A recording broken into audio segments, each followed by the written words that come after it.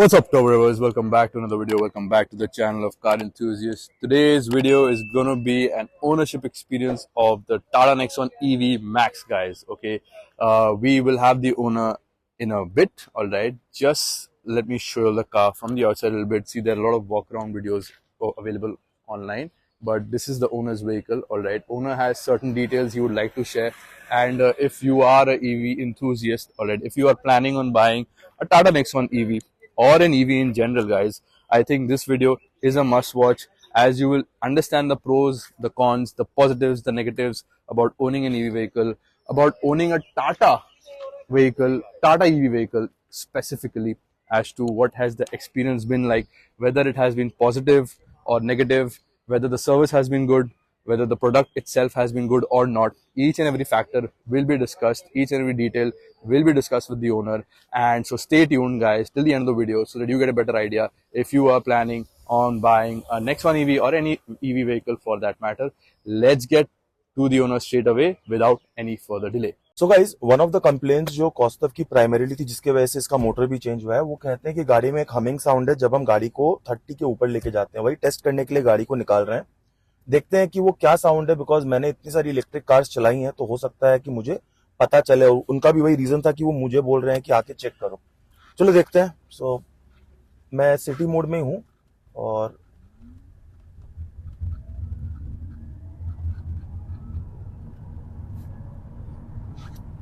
I just went up to 60।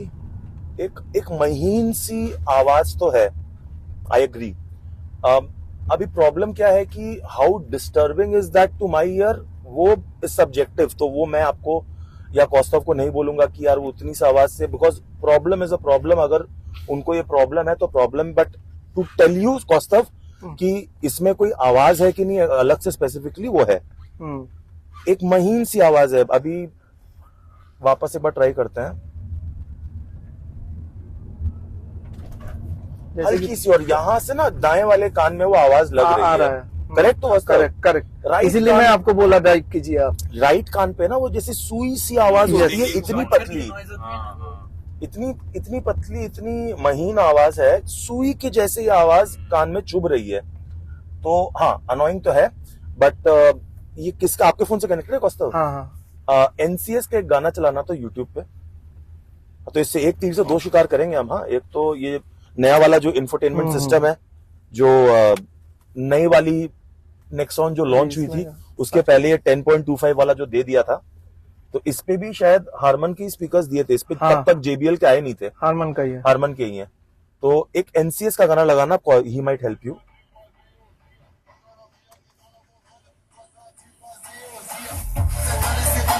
अब हम फिर चलाते हैं एक बार और देखते हैं वो आवाज कितनी परेशान करेगी। ये बहुत ज्यादा लाउड है, 7 पे रखा है हमने सिर्फ, ठीक है, पे सुना ही नहीं देगा।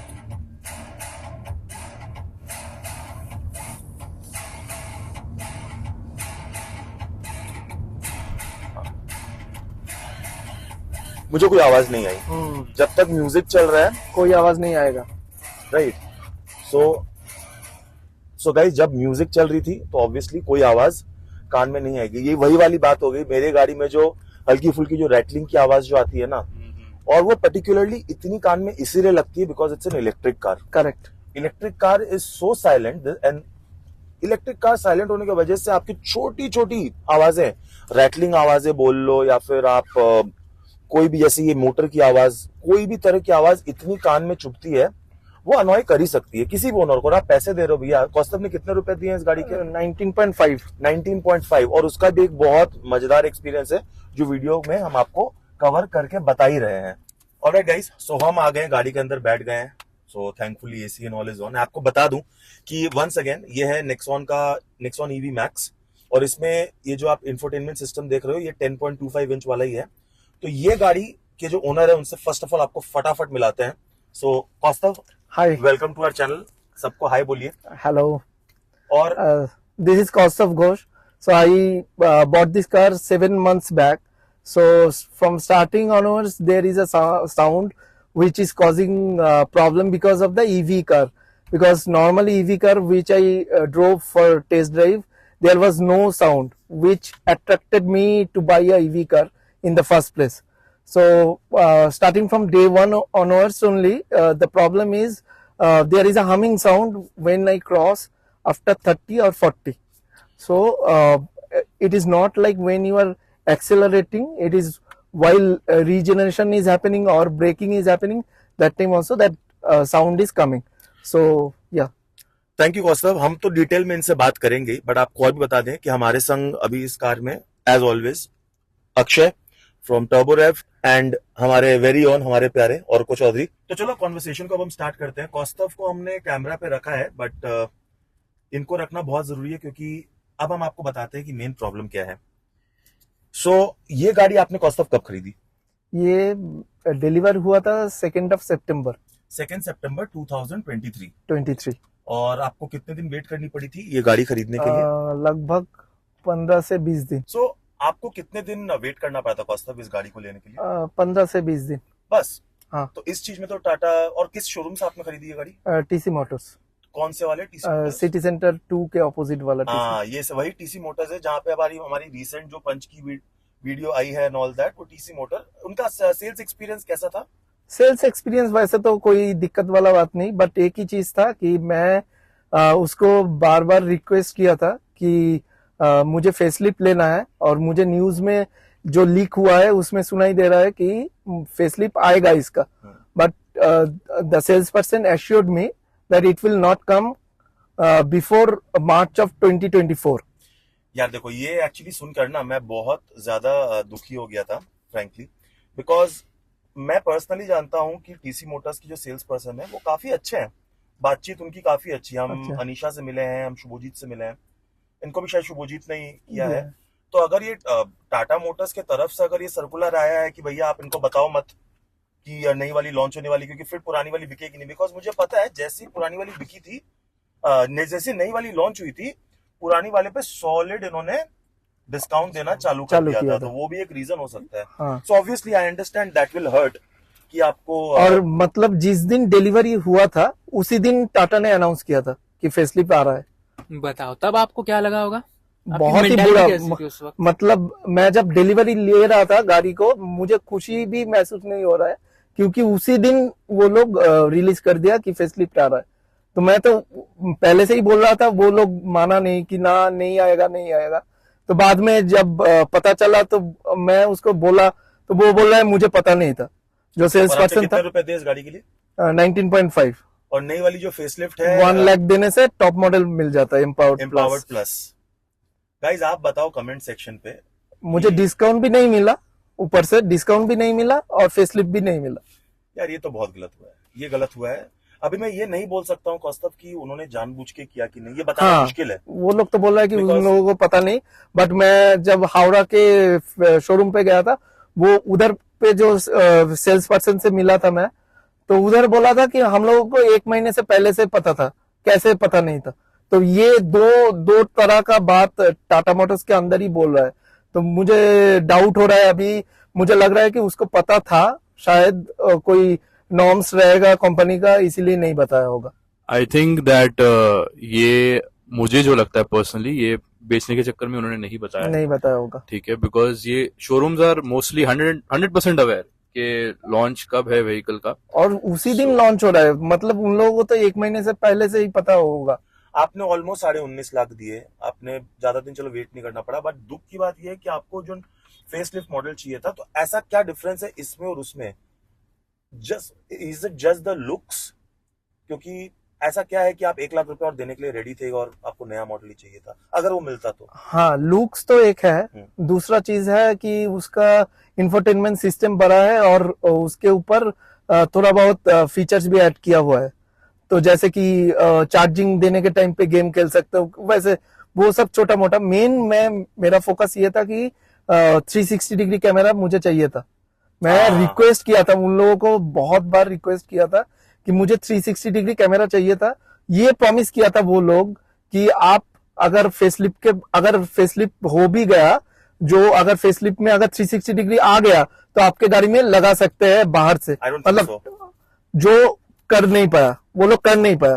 मैं गया भी था, 35,000 they were asking for 360 degree camera. अच्छा, पूछ रहे मतलब लगा देंगे बोल रहे हैं? मेरे ORVM में देखिए आप, कैमरा लगा हुआ है, लगाना के मिड में जाके पता चला कि ये इंफोटेनमेंट सिस्टम बड़ा है, इसीलिए लगा नहीं पाया, कंपैटिबल नहीं है, तो पैसा देना नहीं पड़ा।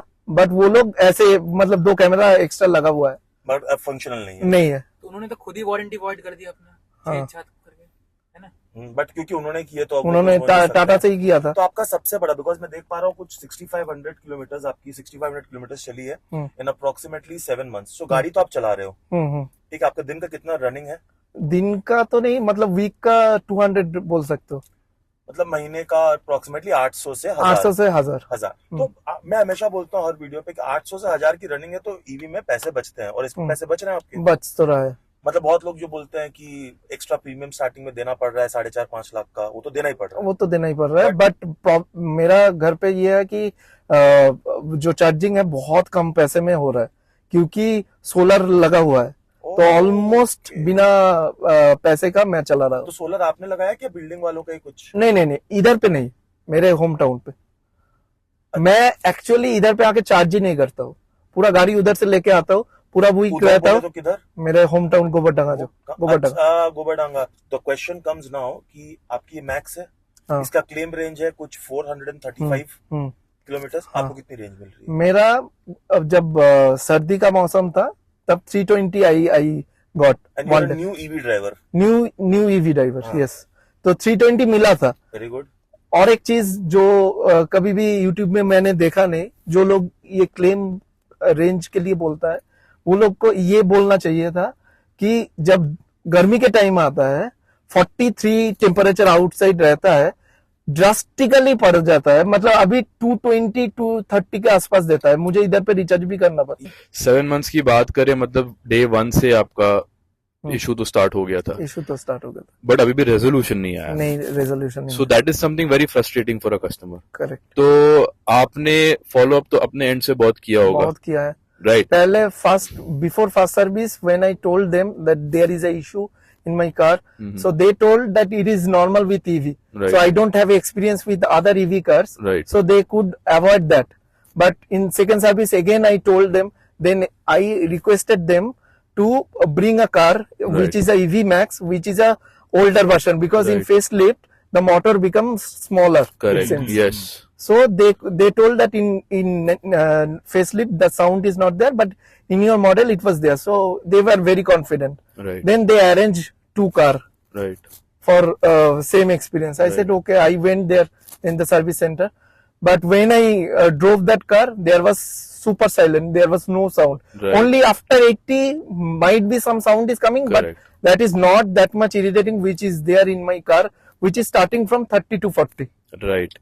So the thing is, there is a slight aeroplane kind of a sound when you drive Correct. a normally. I But told that them is the normal. same. That is normal. That is very normal. I told them the same. Right. Yeah. But what you're hearing here is a kind of a stinging frequency. Tata का, from what we have heard, service को लेके, but Nikhil भाई का तो काफी अच्छा experience हुआ. I'm not saying बहुत अच्छा, but he has had good experience. No, hold on. We'll come to that later. Okay.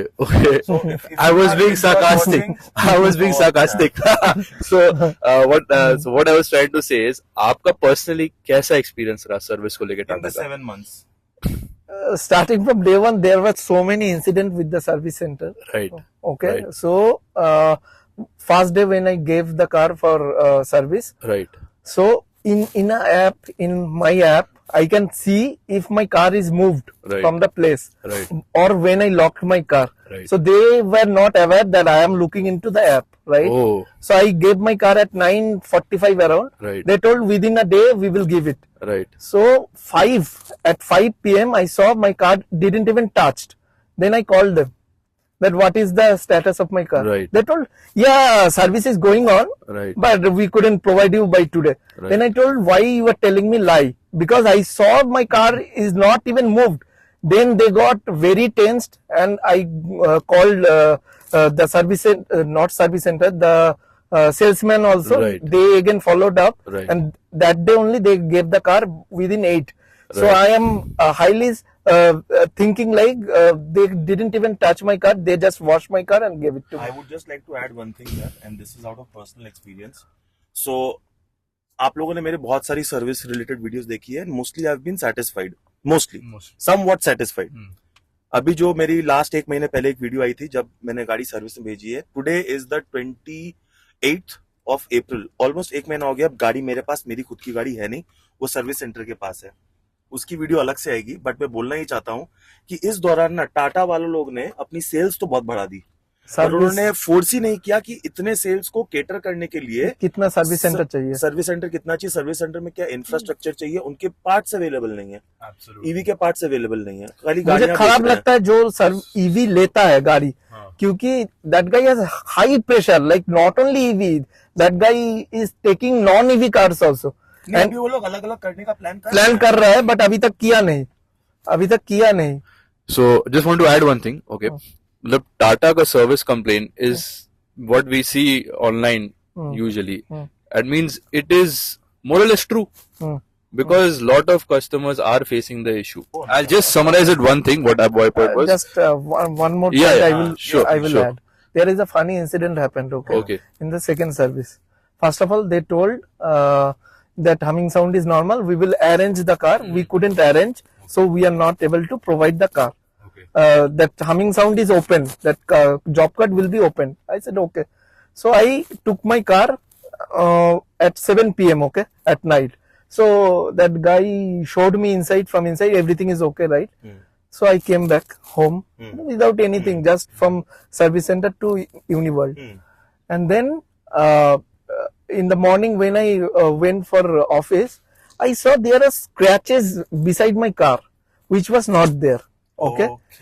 Then I got shocked and I called that service guy. First, they told that no, it didn't happen from our side. Then I called the AGM. There, that see, I am not that kind of customer who will do something wrong and claim it that on top of that service center, right? So I told them that this has happened. Then later they told, yeah, this happened. I am sorry for that. We will resolve that. We will paint and we will change everything. So they changed it. They changed. Batao guys, now this is absolutely shocking. I mean, really unacceptable to be honest. ये unacceptable है। और तो अब ना मुझे ये डर लग रहा है, मेरी गाड़ी जो एक महीने से वहां पे पड़ी हुई है, क्या होने वाला है? मुझे अब मेरी गाड़ी मिलेगी कि अब कौन सी गाड़ी मिलेगी, मुझे अभी उसी पॉइंट पे मैं समराइज करना चाह रहा था कि Tata is focusing on quantity rather than quality. Correct. Because quality, but it's degrading, and that proper training has not been provided. 100%. Not just in the service center level, but even in the QA level, 100%. which is what I feel. Your motor got changed. Motor got changed.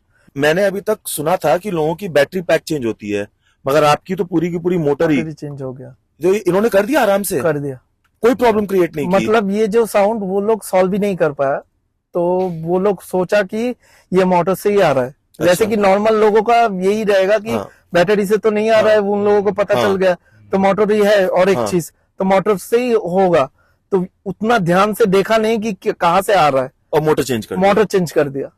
और अभी जो situation है वो अभी motor कितना price बताया था क्या? मोटर कितने? हाँ, 5 लाख 5 लाख का मोटर चेंज कर दिया। देखो ये पॉजिटिव है, ये मैं बोलूंगा कि ये पॉजिटिव है, क्योंकि मेरी भी बैटरी पैक भले रिफर्बिश दी थी बट चेंज कर दी थी, और ये नया दिया है। देखो ये तो मैं I will stand on this कि अगर ईवी गाड़ियों में, ईवी कार्स में कोई पार्ट्स चेंज कर दे रहा है तो वो टाटा ही है।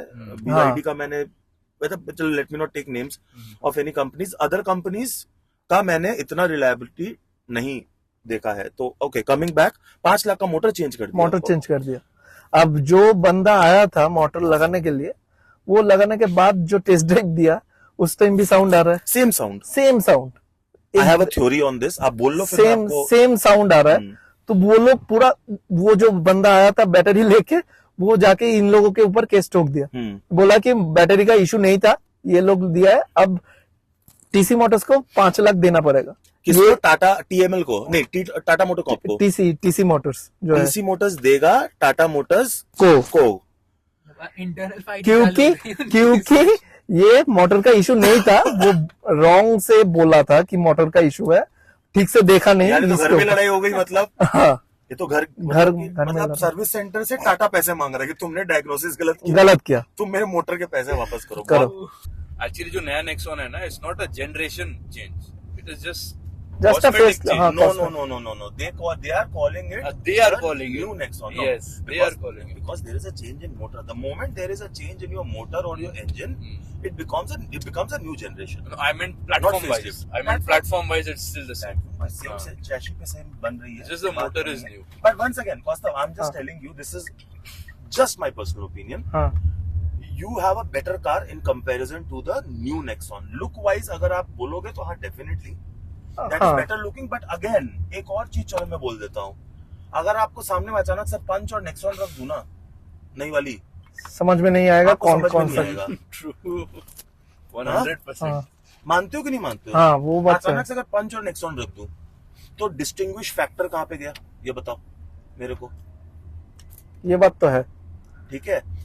और ये थोड़ा बल्कि सा है. मुझे बल्कि पसंद है वैसे ये तो. अच्छा है, मैं तो बोल रहा हूँ. इसका बॉडी टू पावर, ये Power to weight ratio. Power weight ratio जो है वो बेटर है. वो वाली नेक्सॉन आपकी हल्की कर दी उन्होंने रेंज बढ़ाने के चक्कर में. और ऐसा भी कुछ रेंज में कुछ ज्यादा हाथी घोड़े का फर्क नहीं है.